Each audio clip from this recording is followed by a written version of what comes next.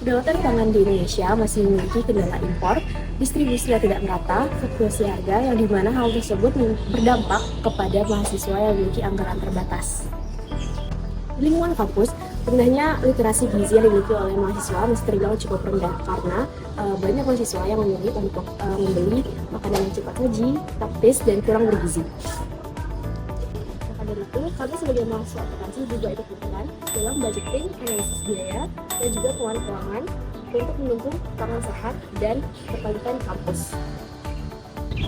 Tujuannya yaitu berupa yang pertama, menjaga kualitas bahan baku yang segar, aman, dan berkualitas tinggi dengan penyajian makanan.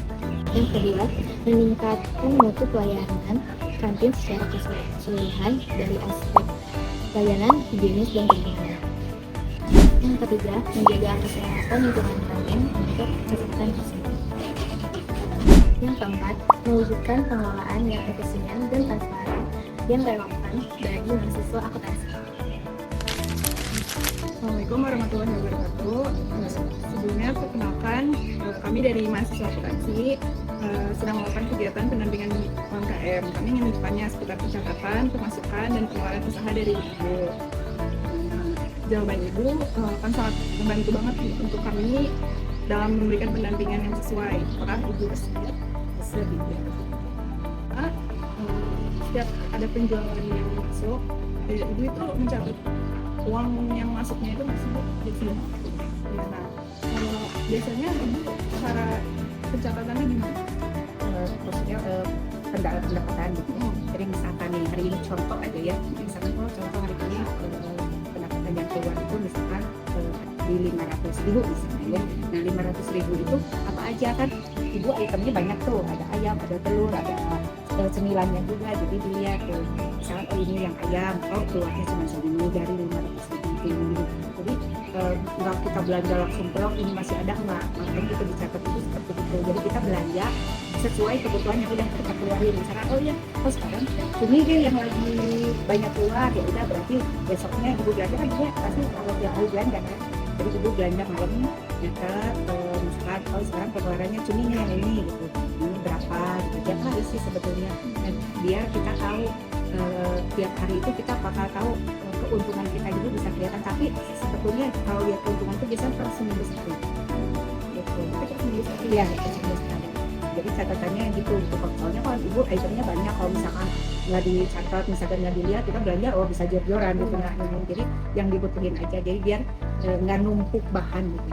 Saya kan numpuk bahan juga nggak bagus gitu. Kecuali yang free ya, itu biasanya ibu belanjanya seminggu sekali. Tapi kalau yang masakan enggak tiap hari. Kalau untuk pengeluarannya biasanya kayak bahan baku dari mulai dari gas, listrik, terus kemasan itu biasanya Ibu nyatet juga. Iya nyatet. Sama itu semua, cuman kan enaknya kalau misalkan listrik kan kita belinya di sini gitu. Pengelolaan kantin memerlukan laporan keuangan yang tertib, mulai dari persediaan, pembelian dan penggunaan bahan baku, dan operasional kebersihan. Pencatatan ini bertujuan untuk mencegah pemborosan, menjaga efisiensi biaya, dan mendukung transparansi serta akuntabilitas laporan keuangan. Selain itu, analisis perbandingan antara biaya kebersihan dan manfaat yang diperoleh penting untuk meningkatkan kualitas layanan, kesehatan pengguna, dan citra institusi. Penerapan sistem pencatatan persediaan yang baik dalam metode perpetual maupun periodik membantu pengelola kantin mengetahui jumlah bahan baku secara akurat, menentukan harga pokok penjualan atau HPP dengan tepat, serta mengendalikan biaya operasional. Pengelolaan bahan baku yang optimal juga dapat menekan pemborosan sehingga laba usaha meningkat tanpa perlu menaikkan harga jualnya. Lalu selain itu, kebersihan juga berkaitan dengan pengendalian biaya dan resiko dalam akuntansi.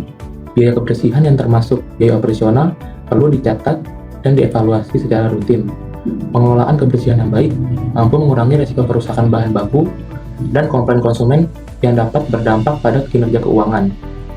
Dengan demikian, optimalisasi pengelolaan bahan baku dan kebersihan merupakan penerapan akuntansi manajemen dalam perencanaan, pengendalian, dan pengambilan keputusan guna meningkatkan efisiensi biaya, kualitas layanan, dan keberlanjutan usaha di kantin.